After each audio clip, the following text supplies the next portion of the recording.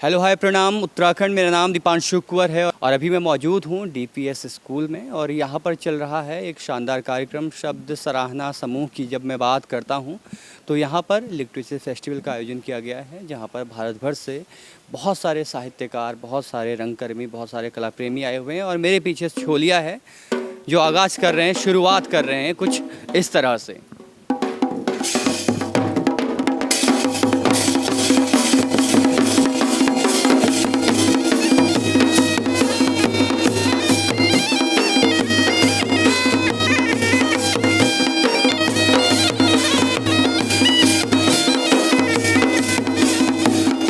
छोलिया नृत्य जो पहाड़ों पर काफ़ी प्रचलित है और जब भी कोई शुभ कार्य होता है हमारे घरों में तो छोलिया द्वारा उसका शुभारंभ किया जाता है, चाहे वो विवाह हो, चाहे वो किसी भी तरह का कोई कार्यक्रम हो। फिलहाल मैं आपको आज लिए चल रहा हूँ डीपीएस स्कूल पर, जहाँ पर बहुत सारे साहित्यकार लोग मौजूद हैं और किस तरह से यहाँ कार्यक्रम का आयोजन किया जा रहा है और किस तरह से ये आज साहित्यिक जो माहौल है वो बना हुआ है। फिलहाल आप मेरे साथ बने रहें, आइए आपको लिए चलते हैं अंदर कार्यक्रम की तरफ। इससे पहले सेशन में हमने आपको सुना अखिला जी, गौरी मिश्रा जी और शानदार ये सेशन रहा। तो पहले मैं अखिला जी के पास आऊँगा कि कैसा लग रहा है अभी हल्द्वानी आके और क्या लगता है साहित्य के प्रति हल्द्वानी का कितना योगदान रहा है इस वक्त? देखिए, मैं पहाड़ों पे आने के बहाने ढूंढते रहता हूँ, क्योंकि कंक्रीट का जो जंगल है बम्बई, वहाँ पे ना प्यार है और ना ये नेचर का प्यार है। तो ऐसे जगहों पे तो अच्छा ही लगता है। मैं देख रहा हूँ फुटबॉल ग्राउंड सामने है, ओ माय गॉड, वहाँ पे इतने बच्चे जब फुटबॉल खेलते हैं ना तो लोग अपनी कारें बचाते हैं। इतना बड़ा फुटबॉल ग्राउंड नहीं है मुंबई में बच्चों के लिए। और ये जो नेचर के छत्र छाया में हम लोग जी रहे हैं, सांसें ले रहे हैं, इसको एक दैविक वरदान ही कह सकते हैं। और क्या, बहुत अच्छा लग रहा है। साहित्यिक दृष्टि से मैं बात कर रहा हूँ कि बहुत सारे आपने नज़्म सुनाई, शेर सुनाए, तो एक नज़्म या शेर हमारे दर्शकों के लिए। अच्छा, देखिए, वो सुनाता हूँ जो मैंने यहाँ नहीं सुनाया है। महेश जी आइए ना सामने, आपके बिना। ये दुनिया किसी को नहीं छोड़ती है, ये दुनिया किसी को नहीं छोड़ती है, हर एक पल हर एक का भरम तोड़ती है। कहाँ इश्क में चांदी सोने को रोना, कहाँ इश्क में चांदी सोने को रोना, ये सारी जमा गुल्लकें फोड़ती है। जी, बहुत शानदार, बहुत बहुत शुक्रिया। मेरे साथ गौरी मिश्रा जी हैं। तो कैसा रहा आज का सेशन? और लिटरेचर फेस्टिवल जो है हल्द्वानी में बहुत कम देखा जाता है और इस बार हो रहा है और 2 सालों से हो रहा है, तो क्या लगता है आपको? आई थिंक ये बहुत अच्छा काम हो रहा है। लिटरेचर फेस्ट ये होना बहुत ज़रूरी है, क्योंकि हमारे उत्तराखंड में सब कुछ है, सब कुछ है, लेकिन कहीं ना कहीं मुझे ऐसा लगता है जो साहित्य की कमी है ना, मतलब अक्सर यहाँ प्रोग्राम्स के नाम पे थोड़ा सा स्टार नाइट शो आते हैं, नाच गाना हो जाता है, लेकिन ये बहुत अच्छी बात है। 5 जन और जितने भी लोग इससे जुड़े हैं, जिन्होंने मिल करके अपनी अथक मेहनत से डीपीएस स्कूल सभी ने मिलके जो ये साहित्यिक कार्यशाला, साहित्यिक पाठशाला या साहित्यिक उत्सव आयोजित किया है, ये होना चाहिए, क्योंकि हमारे देश में और हमारे उत्तराखंड में इसकी बहुत ज़रूरत है।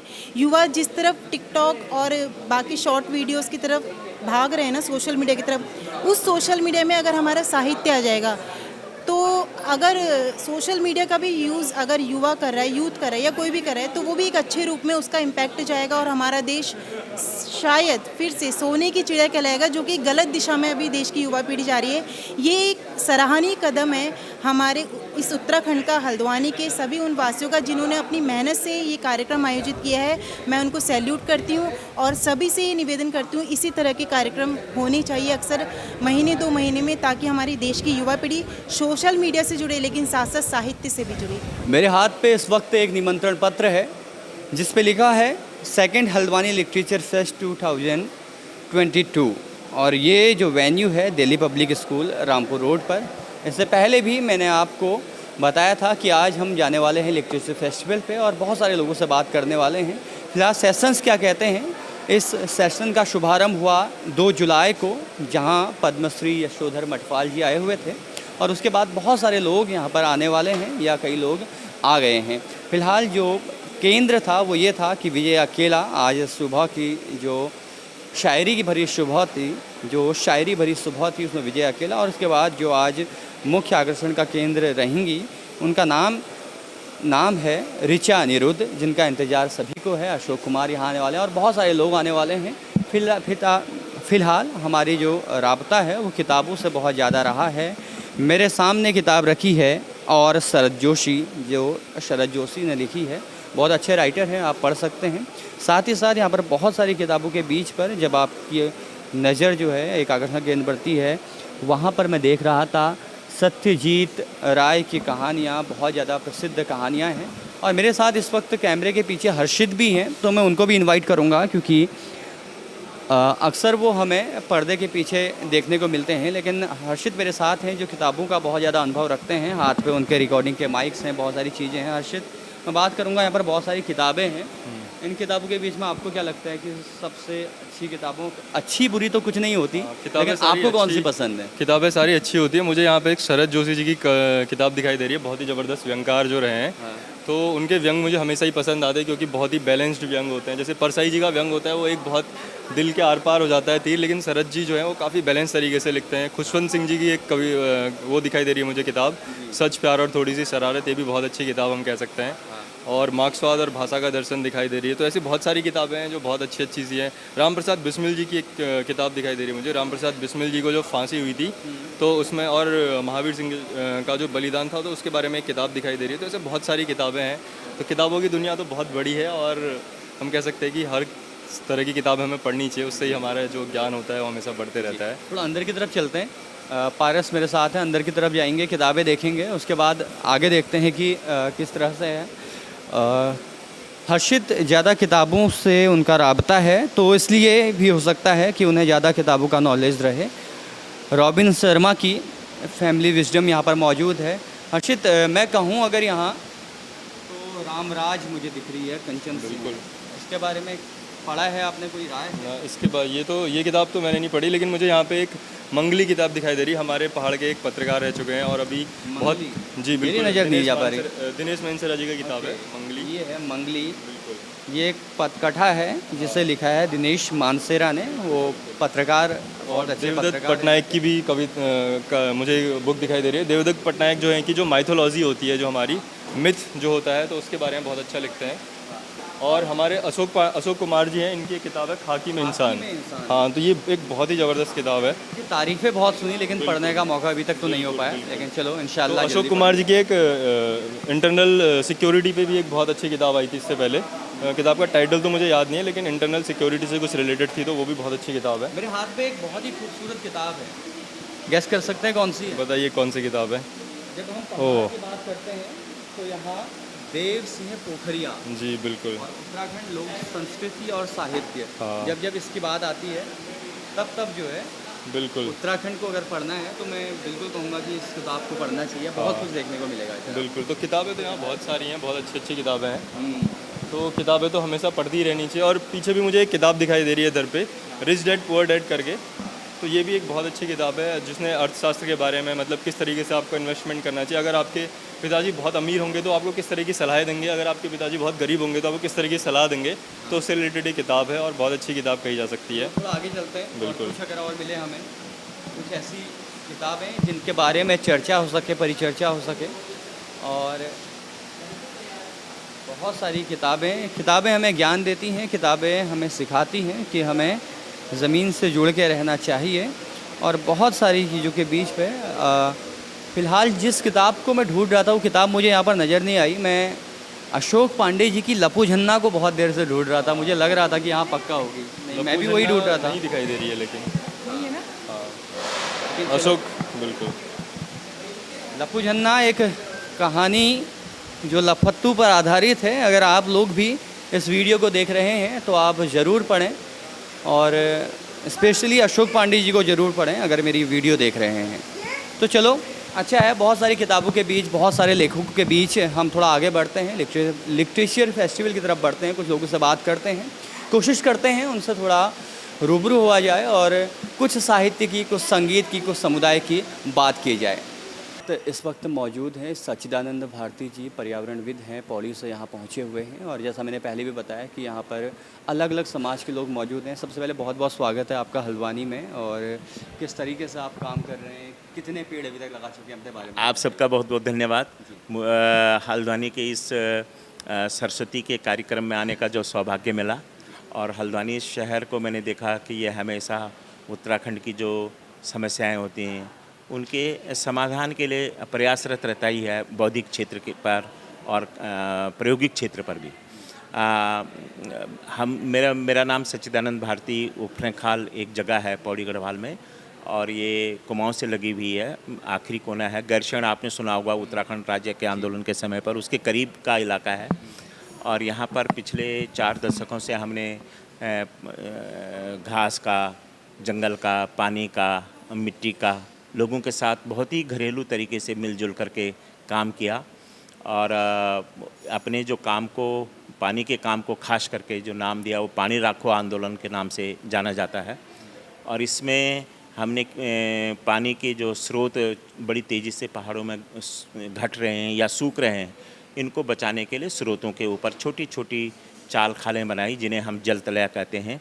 और ये जल तलया 1 घन मीटर से लेकर के जितनी जगह होती है उपलब्ध, बड़ी से बड़ी उस आकार में बनाई जाती हैं। और इनमें किसी प्रकार का सीमेंट या प्लास्टिक या पिचिंग का काम नहीं होता, पत्थरों का काम नहीं होता। एक खाई जैसी बनाई जाती है, कढ़ाई नुमा खाई जैसी बनाई जाती है। और इन जलतलों में बरखा का पानी इकट्ठा होता है और उसके आसपास बरखादार पेड़ लगाए जाते हैं। बरखादार का मतलब हुआ कि ऐसे पेड़ जिनकी जड़ें बहुत गहरी होती हैं और जो अपनी जड़ों में पानी को ले जाती हैं, जैसे बांज है, बुरांस है, काफल है, उतीस है, अखरोट है। इनकी जड़ें बहुत गहरी होती हैं और ये बहुत दूर तक पानी को ले जाती हैं और धीरे धीरे पानी को आगे बढ़ाने में मदद करती हैं। तो ऐसे पेड़ों का भी रोपण किया और उसके परिणाम स्वरूप वहाँ पर कई स्रोत सूखने से बचे। और उफरैंखाल के पास एक सूखा रौला अब हमेशा सदा नीरा बना है, जिसे गाड गंगा कहते हैं। और इस गाड गंगा का पानी वहाँ के एक गांव में जाता है, जो 26 घरों का गांव है, गाटखरक गांव। और उसके पूरे घरेलू जल की पूर्ति, पेयजल माने पेयजल तो केवल पीने का, घरेलू जल माने क्या, जो वहाँ की साग सब्जी की क्यारियाँ हैं और फलदार पौधे हैं, इन सब में भी उसका पानी प्रयोग होता है। कब से कर रहे हैं आप ये काम? ये 4 दशक हो गए। 4 दशक से, हाँ जी। इसमें समाज के इस काम में धीरज तो रखना होता है ना। आज आप सबका प्यार इस काम को मिला, लेकिन कभी कभी तो ऐसा भी होता है कि बरसों काम करते हुए मनुष्य उसी समाज में, लेकिन काम का प्यार भी होता है और लोगों का प्यार भी होता है। तो ये हमारा सौभाग्य है कि आज हल्द्वानी में आकर के आप सब लोगों ने इस काम को बहुत प्यार। मेरे साथ यहाँ पर विवेक अग्रवाल जी हैं, DPS से, जिनने ये आयोजन किया है खूबसूरत सा कार्यक्रम का। पहले तो बहुत सारी शुभकामनाएं और बधाई हैं कि आप इतना नेक काम कर रहे हैं। जी धन्यवाद। ये दिनेश मानसेरा जी की एक पहल थी। आज से करीब 2 महीने पहले वो हमारे पास आए थे और हल्द्वानी लिटरेचर फेस्ट के माध्यम से वो ये ऑर्गेनाइज़ करना चाह रहे थे। तो हमने इसमें DPS को एज अ वेन्यू के लिए भागीदारी का उनका प्रस्ताव एक्सेप्ट किया। और आज हम बहुत खुश हैं कि इतना अच्छा फंक्शन का आयोजन हमारे स्कूल में हो रहा है, हमारे माध्यम से हो रहा है। देश भर से जुड़े इतने प्रसिद्ध कलाकार, इतने प्रसिद्ध साहित्यकार सब आए हैं यहाँ पे, और एक ये बहुत अच्छा प्लेटफॉर्म बन रहा है। और सबसे खूबसूरत बात क्या है विवेक जी, कि जब हम हल्द्वानी की बात करें तो जब हम 2 साल पहले जाते थे तो कोई भी हमें ऐसा कोई साहित्यिक आयोजन नहीं दिखता था जहाँ पर साहित्य की बात हो रही हो, संगीत की बात हो रही हो, जहाँ पर 2 लोग मंच पे बैठे हो और उनको बहुत सारे लोग सुन रहे हो। ये आपसे पॉसिबल हो पाया है। तो मैं ये जानना चाहूँगा कि आगे भी आप इसे किस तरह से कैरी ऑन करने वाले हैं? अगर हम देश भर में देखें तो जयपुर लिटरेचर फेस्ट एक बहुत फेमस लिटरेचर फेस्ट है जो हर साल आयोजन होता है, जिसका देहरादून में देहरादून लिटरेचर फेस्ट का आयोजन हर साल होता है। हल्द्वानी लिटरेचर फेस्ट की ये पहली बार ऐसा हुआ है कि DPS में ऐसा इसका आयोजन हुआ है।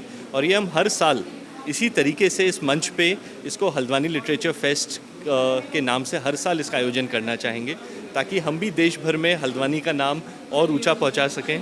एक हल्द्वानी में कुमाऊं से जुड़े जितने भी साहित्यकार हैं, कलाकार हैं, जो भी इस फील्ड से रुचि रखते हैं, साथ साथ बच्चों को इंस्पिरेशन और मोटिवेशन के लिए एक ये बहुत बड़ा माध्यम है। जो टीचिंग स्टाफ है उनके लिए एक बहुत बड़ी अपॉर्चुनिटी है। तो हमारी कोशिश ये रहेगी कि हम हर साल इसका आयोजन करें और हर साल इससे और भव्य कर पाएँ। तो ये एक हमारी कोशिश ज़रूर रहेगी। बहुत बहुत शुक्रिया और धन्यवाद आपका इस तरह से फेस्ट कराने के लिए। आगे भी आप हमारे साथ जुड़े रहें, बने रहें, यही शुभकामनाएं हैं। बहुत बहुत शुक्रिया। Thank you so much. बोला आपने देखा कि हल्द्वानी वो शहर जहाँ पर साहित्यिक गतिविधियों पर थोड़ा सा मैं कहूँगा कि ज़्यादा स्तर पर नहीं हो पाती थी, या मैं यूँ कहूँ कि ऐसा कभी मुमकिन नहीं हो पाया कि कोई बॉलीवुड से कहूँ या कोई साहित्य जगत से कोई बड़ा चेहरा हल्द्वानी में आए और आसानी से उन्हें सुना जा सके। लेकिन ये एक पहल है, ये एक अच्छी पहल है जहाँ पर बहुत सारे लोग हमारे बीच पे आ रहे हैं, जहाँ पर हम बहुत सारे लोगों से कुछ सीख सकते हैं। हमारी युवा पीढ़ी, संगीत, साहित्य, समुदाय की बात हो रही है। फ़िलहाल मुझे बहुत अच्छा लगा इस फेस्ट पर आकर। अगर आप इस वीडियो को देख रहे हैं तो आप आनंद ले सकते हैं इस पूरी गतिविधि का। हमारे साथ बने रहें। मेरा नाम दीपांशु कुंवर है, मेरे साथ पारस और हर्षित मौजूद हैं। आप इस वक्त पगडंडी देख रहे हैं। शुक्रिया।